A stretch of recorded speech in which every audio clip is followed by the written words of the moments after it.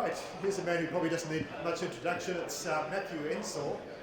And Matthew and I go back to the beginning of this century, and he's going to speak to you about the impacts of AI on the future of cities. Very topical in terms of where things are going to.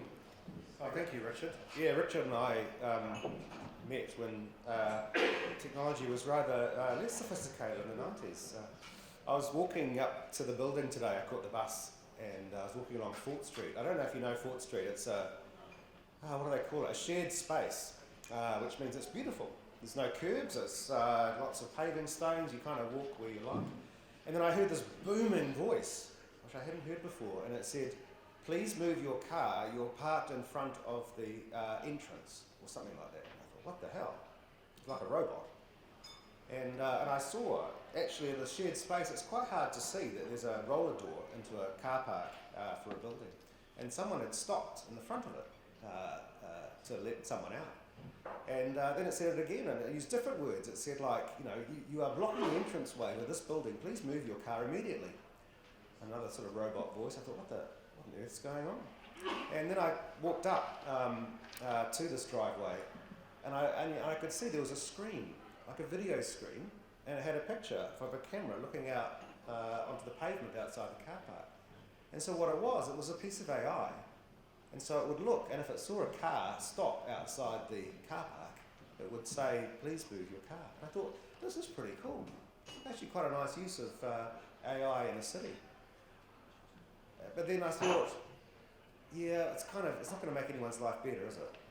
And I guess that's the topic of my topic today. Is around there's a lot of thought around technology making cities better, and today I'm going to challenge that. But I am going to provide hopefully some insights into how AI can work to make cities better. My background, I'm the chair of the the Generative AI working group, AI Forum. So that's kind of the role I'm giving this presentation in. And so the role of the AI Forum is really to get New Zealand stop looking at their jolly shoes, look at AI, realise that it's if we don't take it on, we'll lose competitiveness, and we'll all be very happy until we realise actually the rest of the world's moved on. So what I'm trying to do is get people to understand that AI isn't, the ChatGPT that you used 3 months ago and it wasn't very smart. My goal is to make us understand that actually the future of New Zealand is now intertwined with AI, whether we like it or not. I googled what are the best things to do in Auckland. Now, of course, that is not. If you're in Auckland, that is not the best thing to do in Auckland. It's about $35, and you get the same views you do from Mount Eden. So if you go up there, you're not going to meet any Aucklanders, are you? That is not Auckland, and yet often we talk about these iconic things as being the measure of our city. This is Auckland. This is Auckland. A good city, people have different views to you, and they may well march to express those views. This is, if you look over here, this is the pink path. It's quite cool. It's got little lights that follow you along at night. It's really cool. We can tell everyone that we've repurposed a motorway off-ramp. But actually, that's nothing to do with Auckland. The average Aucklander does not travel along the pink path. So what we need to think about, if we're going to have smart cities, what is it all about? Well, it's actually obviously about people. I used to talk about smart cities, and so there's a place in Korea, and this is quite telling, I've forgotten the name of it, but they created this smart city. It was a great example of people don't really like smart cities that much. They like safe cities, they like busy cities. I was in Louisville, Kentucky, which is one for the books, isn't it? And I was on a Lime scooter, and the jolly thing, the battery ran out, and it ran out in the dodgiest part of town. It's like there was this big motorway over a bridge above me. I could hardly hear myself think because it was just broken concrete, and I was thinking, oh my goodness, I really didn't want to get stranded here. And this is a true story. This young lady jogged. She was jogging, and she jogged past me the other way. And I thought, this is pretty cool, right? So if she feels safe, what am I worrying about? And from that moment on, I liked Louisville, Kentucky more, because I thought actually safety is really important. If they had cameras there, I wouldn't have felt safe. It's not about the technology, it's about the people. So what are the prerequisites for smart city? Employment. Why do you live in Auckland? Why do you live in Invercargill? Why do you live where you live? It's probably some of these things here. what I'm going to do is I'm going to take you away from the macro. People are going to say, oh yeah, smart cities, lots of employment. Actually, it's not about the city, it's about the individual. So take those right down to the micro. Can your kid get a good education? Do you want to have a job in the city? Can you find a job? And the last one there, of course, is infrastructure and services. So I guess it's a long way to get to this point. My point is a smart city is not one that has cool technology, it's one that meets individual needs. And so this is what AI is great at, scale. It can understand what you need, what you want, what your challenges are, what your objectives are, and those sorts of things. It's a bit of a challenge. I've actually got an electric car, but I've also got an electric bike, and it really annoys me that my neighbour got $8,000 off his Tesla, and if I want to buy an electric bike, I'm on my own. Why is that? Well, it's a blooming policy fail, if you ask me. What we want to do is move in smart cities to what we call equity. So you can probably see from there, if you work with the average, if you work at the macro, you're going to end up with a whole lot of your communities getting services that don't fit what they need. If you actually can find out from people what services they need on an individual level, imagine that, 1.4 million people, and you know what individuals need, you get a far more equitable city. So this is probably an idea of what I think is a smart city looks like. So I don't know, there's not many cogs there, is there? Imagine there's 1.4 million cogs for Auckland. I don't know where you're from, maybe there's only 300,000 cogs for you. But what you do is you find out what cog you are in the city, and you plug it in. And this is probably the most controversial thing I'll say. I was looking at a few blogs and they're talking about smart city planning. And I thought, smart city planning.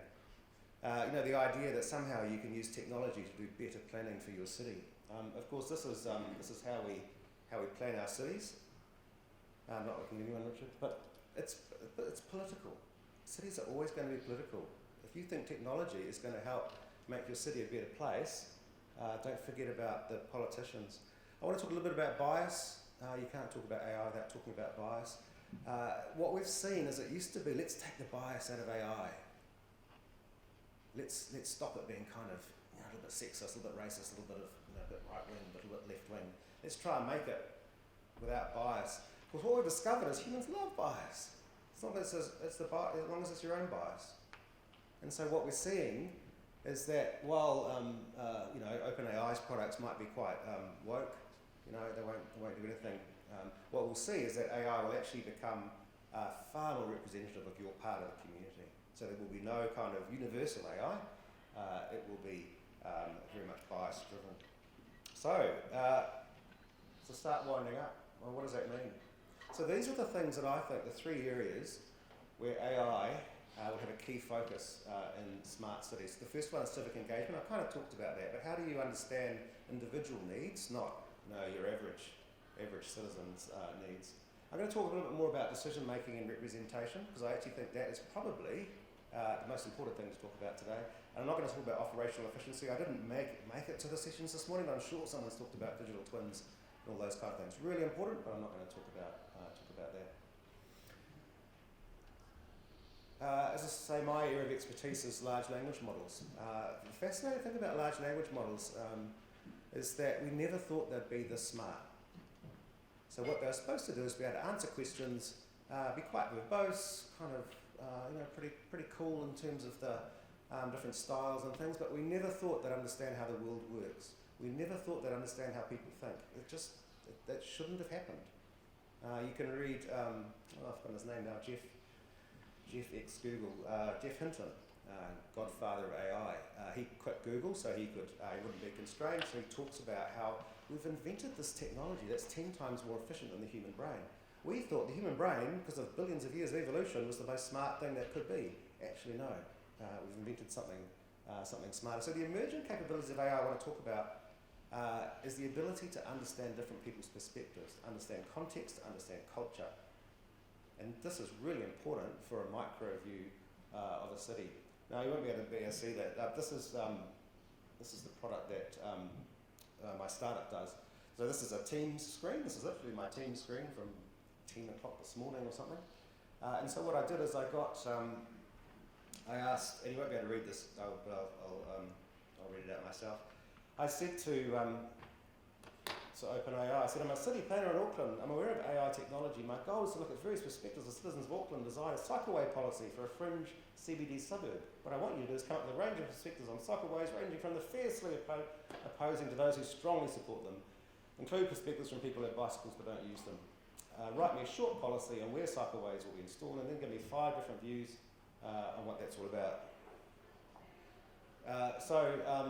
The policy itself, isn't it nice? OpenAI said, boy, that's a tough question. It said, I appreciate your dedication to creating a cycleway policy. And it did me a cycleway policy, it's pretty, and it's given me 5 different views. I like the strongly opposed. I believe this policy takes away valuable space for cars and parking in our already congested streets. We should prioritise improving PT and roads, not catering to a small group of cyclists. So there'll probably be about 20% of you agree with that, put your hands up. So this is kind of cool. I could have said give me 20 views. I'd say give me different cultural views, all of those sort of things. Now, of course, you don't want to waste the power of AI, so I said to it, well, that's fine. Work out how I change my policy to make people 1, 2 and 3 happy. I might move this along a little bit faster. I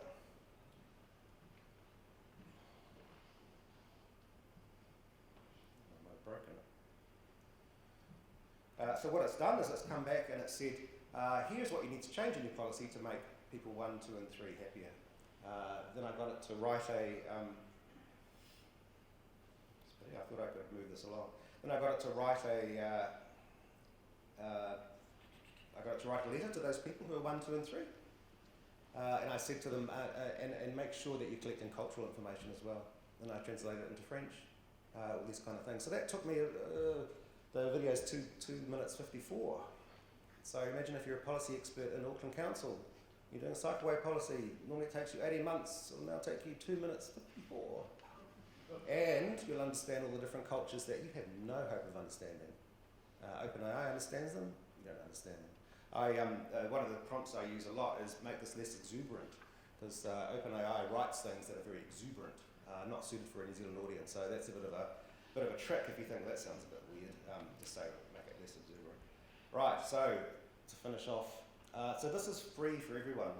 What I'd really love is every council in New Zealand had this in their teams. So instead of doing all this, they just spend 2 minutes 54 and make the smart city a better place. What are the big challenges? The humanity. So culture tends to react against change. We don't like change. Brains and pattern recognitions, they're not great at change. So what we expect to see is that people will try and reject anything. When I say, the mayor should be an AI, what was your initial reaction? No. Now, we're being recorded, aren't we? So not all mayors are great, right? I'd argue some AIs could do it better. Do you want your city to be run by Elon Musk? The problem with AI is the best AI always wins. It's very hard if you've got sucky AI to train it to catch up. It'll never catch up. And so what we have to be very careful is that someone who doesn't create great AI then runs the world.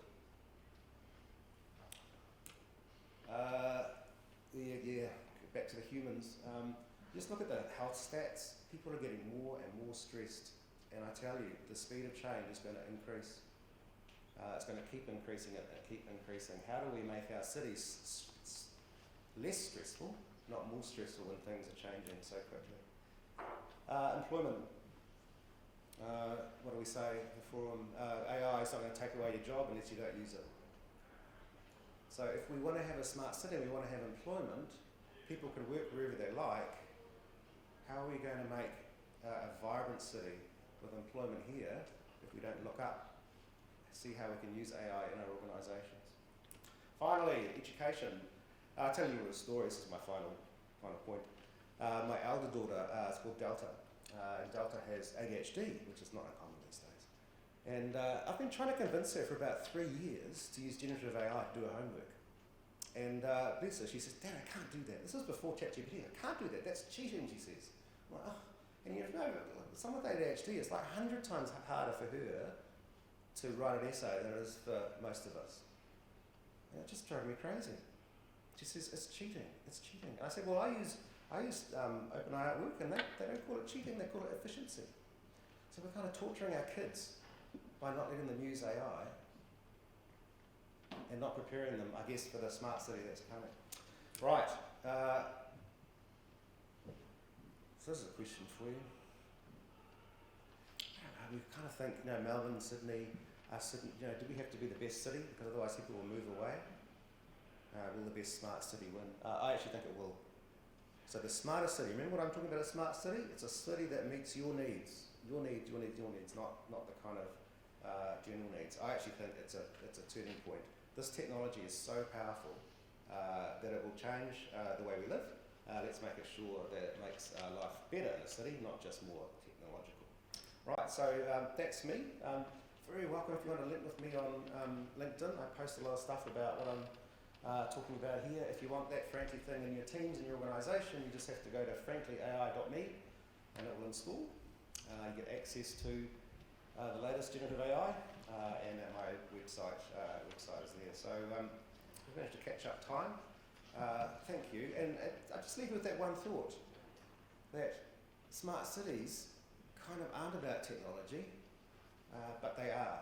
If you think about how that technology will make our city a better place for people to live. Kia ora.